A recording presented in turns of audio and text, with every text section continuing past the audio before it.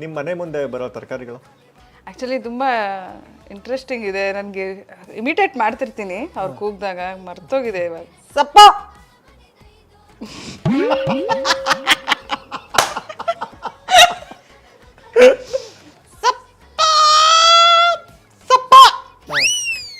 ಆಮೇಲೆ ಬೆಳ್ಳುಳ್ಳೆ ಬೆಳ್ಳುಳ್ಳೆ ಬೆಳ್ಳುಳ್ಳೆ